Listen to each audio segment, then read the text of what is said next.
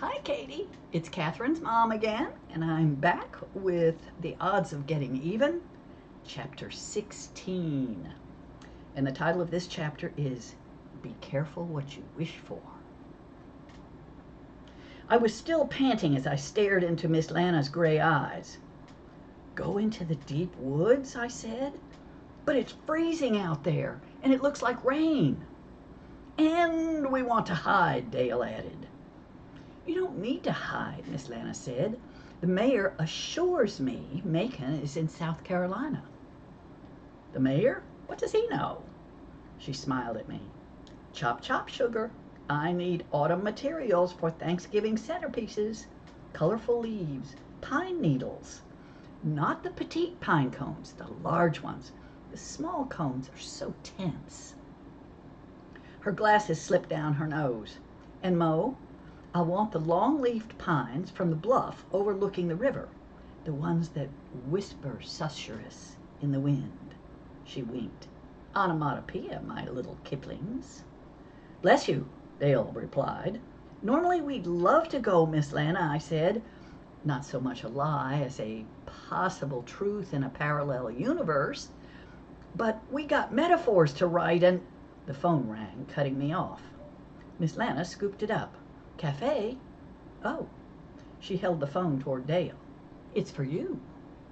Dale trotted to the phone. Hello? Oh, hey, Tess. How many kids are after us? He frowned. No, I appreciate the warning, but I don't feel like I owe you a puppy. He turned to us, his eyes quick with fear. 3 kids and a lunchroom worker are hunting us, and we got a 50% chance of rain.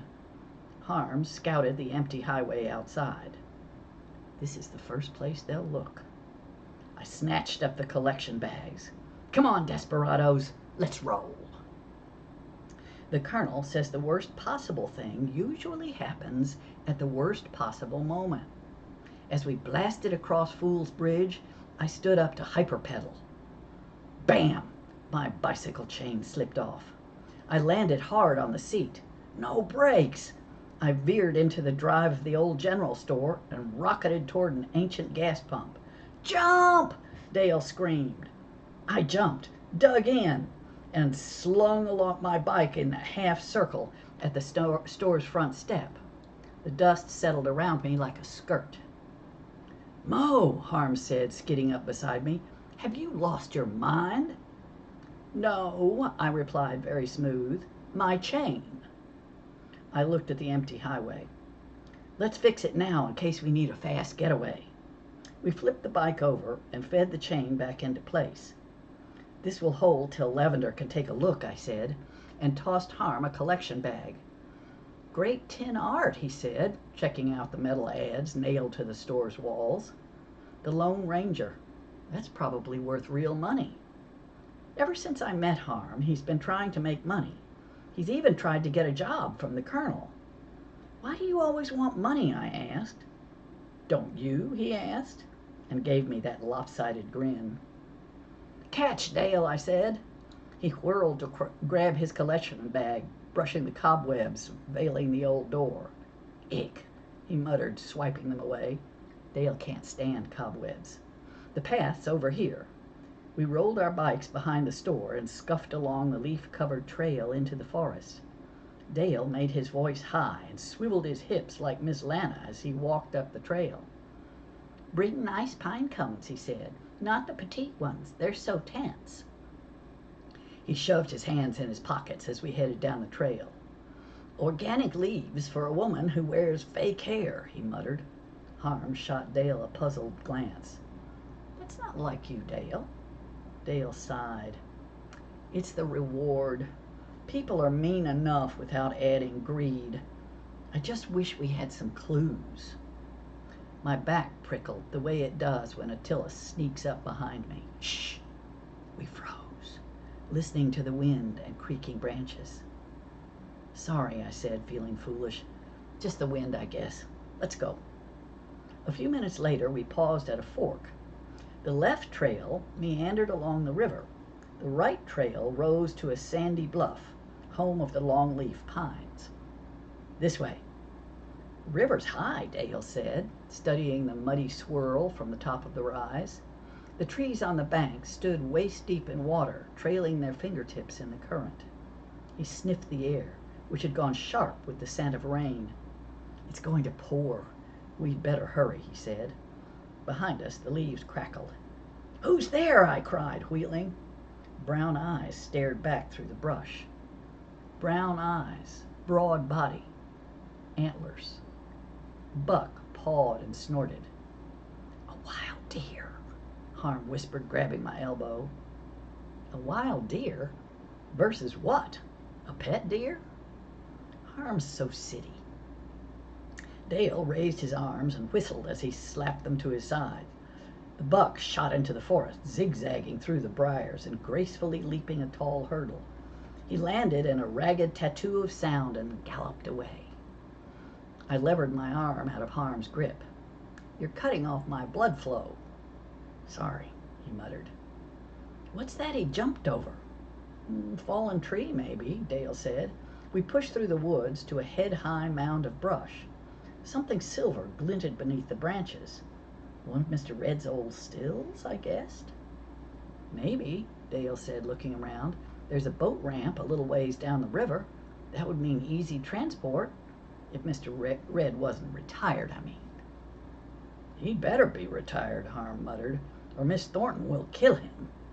I studied the brush pile as thunder rumbled overhead. Slowly, the glints and shadows took shape. "That's not a still," I said. "It's a car, with lights on top." "The patrol car," Dale said, his voice faint. "Well, you said you wanted clues," Harm told him, crashing toward the car. Dale bit his lip. "Yeah, Mama says to be careful what you wish for."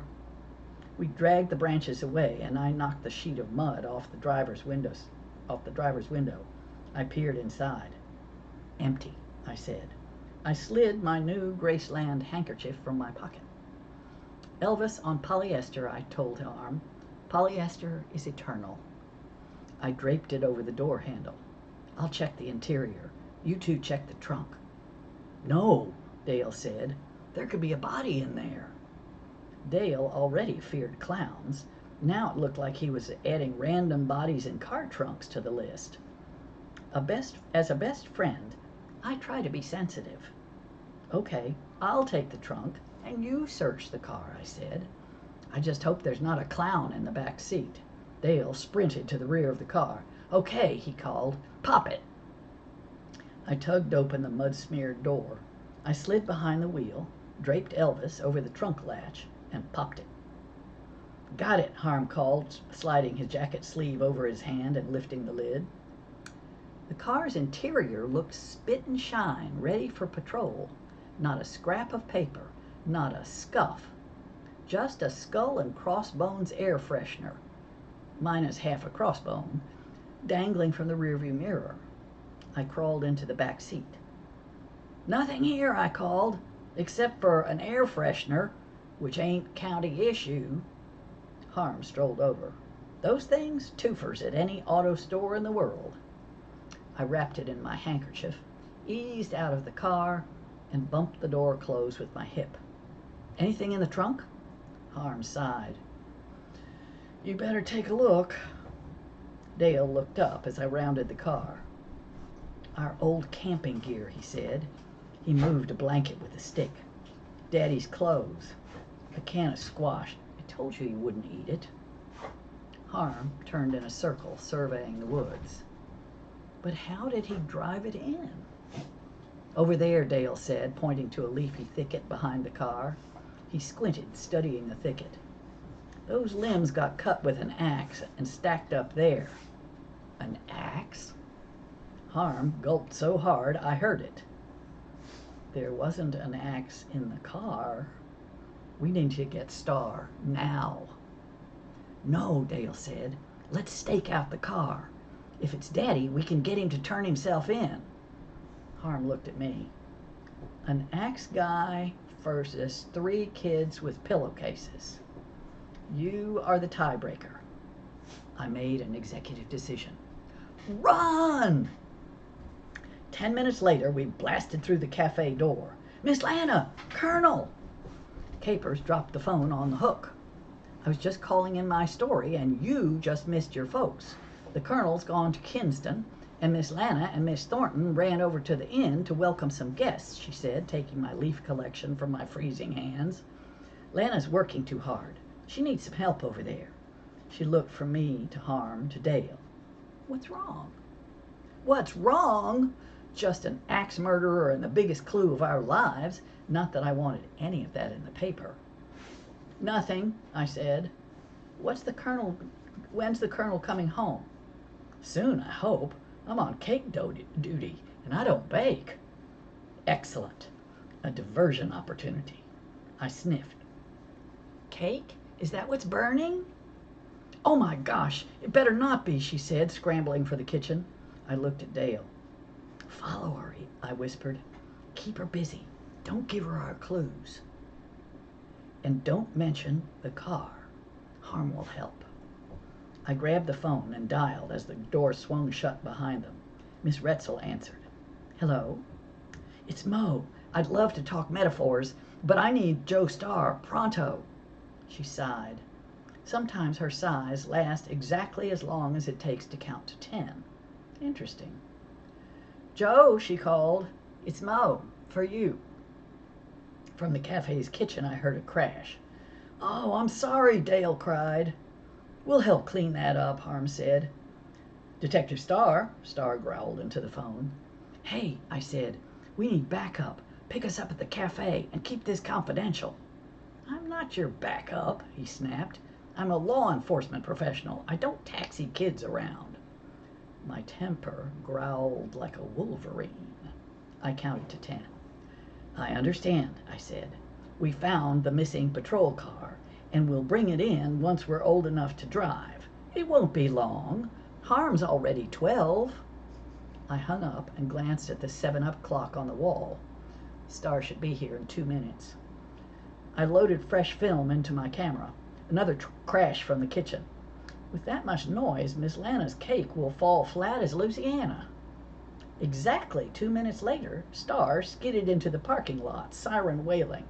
"Where's the patrol car?" he demanded, blasting in. "Patrol car?" Capers said, as Grandmother Miss Lacey's Buick fishtailed up. Miss Lana bounded through the door.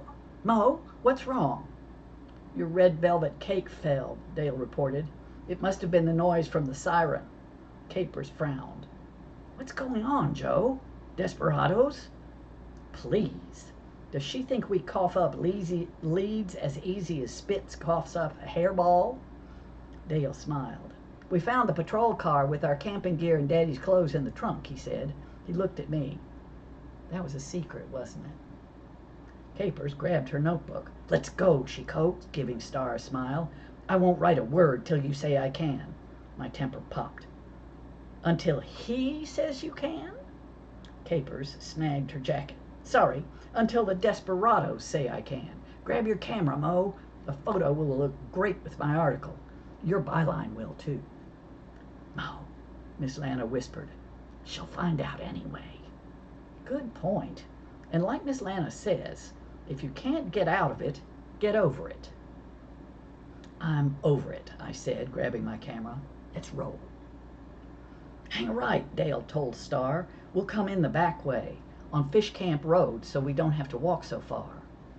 An uneasy silence crept over us. "Did the bank's ballistics report come back yet?" I asked, to break the tension. Outside, a giant combine purred across a soybean field. Star slowed. "I meant to tell you, the bullets matched the jailbreak gun." "That means Macon," Capers murmured. "Sorry, Dale." "Fingerprints?" Dale asked. Star shook his head. "Whoever robbed the bank wore gloves." "Then you can't say it was Daddy," Dale said. "It could have been anybody. There's the path," he added, pointing toward a gap in the pines. Dale hunched forward in his seat, studying the dirt path, and I caught a silver glimmer in his hair. I plucked it out. "Cobwebs," I whispered, "from the old store." He sniffed them. "They smell bad." I smiled like he was just normal. Star eased onto the rutted path, the briars scraping the sides of the car. "What's down there?" Harm asked, peering down a narrow wooded lane. "An old fish camp," Dale said. "There's an old marl pit back there, too, where farmers dug up ancient shells to sweeten the soil. You can't get to it anymore." Star spun his wheels in a soft spot. "We checked the fish camp the day Mason escaped. The path, too. Did you kids touch anything at the crime scene?" "Just the entire car." "Please," I said before Dale could confess us. "We're borderline professionals." Dale pointed ahead. "It's past that boggy spot. We better walk." We piled out. Harm, Dale, and I darted past a clay-stained cement boat ramp, angling from the path into the river's swirl. We scrambled up the rise, rounded a bend, and slammed to a halt. The branches that once hid the car lay scattered and crushed, their white bones and dull leaves littering the path.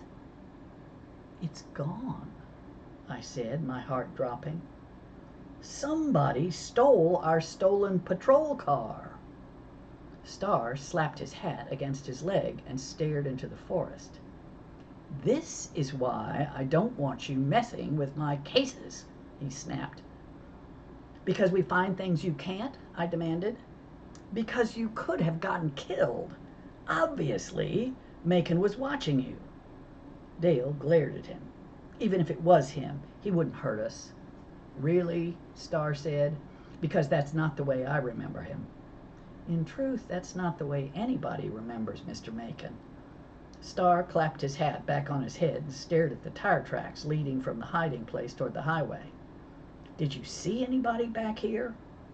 "A buck," Dale said. "A nice 8-pointer." I remembered the prickle of a stare against my neck. Somebody was watching us. When will I learn to listen to my detective instincts? "Dale's right," I added. "Anybody walking through here could have took that car." "Really?" Star said. "Did you look inside? Was the key in the ignition?" Mentally, I surveyed the car's dash. The ignition sat empty. How did I miss that? "No," Star guessed. "Then it must have been in the pocket of whoever was watching you. Any idea why someone might move the car now?" Harm went the color of raw pastry. "He may have heard us say we needed you." "That could have spooked him," Dale said, a little. "Do you think so?" Star asked, his voice like a whip. "Come on, Joe," Caper said. "The kids found the car. They didn't drive it away. At least you know where it was, which is more than you knew before." Star took a couple of deep breaths. The red seeped from his face. My detective instinct quivered. This time I went with it. "I'd put a bulletin out if I was you." Star turned tomato red and stomped back to the Impala. "At least things can't get worse," I said. "I wish you wouldn't say that," Dale muttered. "You're always wrong." We drove toward the highway. My gift of gab had deserted me. Dale and Harm stared out opposite windows. Only Caper seemed at ease. "Stop," she said. Star slammed on the brakes. "What?" She pointed down the curving offshoot path to the old fish camp. "Where's the best place to hide something? Somewhere already searched. Just like Macon hid that car on a path you'd searched. You'd searched the fish camp, too. I say we try it. That car has to be somewhere, Joe. It didn't fly away." A shot at redemption. "The desperados concur," I said. "Be quiet, Mo," Star growled. We hiked to the old fish camp, our feet squishing in the mud. Its shack slumped by the river, half covered in vines. 2 broke-through chairs sat on the porch, admiring a snaggle-toothed dock zigzagging into the river. The air smelled heavy and sharp. "Coyotes," Dale said. "Smells like they sleep here. They used to stay at the marl pit." Harm gulped. "I guess they wanted nicer digs." Star shoved the slack door open. and shined his light inside. "Nothing," he said. "It was worth a shot," he told Capers. "Let's get back to the Impala before somebody steals that too." He hesitated. "I'd just as soon not read about this in the newspaper." "No problem," she said. "I wouldn't have written about it anyway," she whispered to me, and shoulder bumped me. Comforted by a stranger, my life has come to this. Dear Upstream Mother, today I found the biggest clue of my life. Then I lost it. I hope you aren't ashamed. I am. I think Dale and Harm are too. Miss Lana says to live in the moment, but this one's a nightmare, and tomorrow looks even worse. I am available to spend the rest of my life with you, Mo. And that's the end of chapter 16.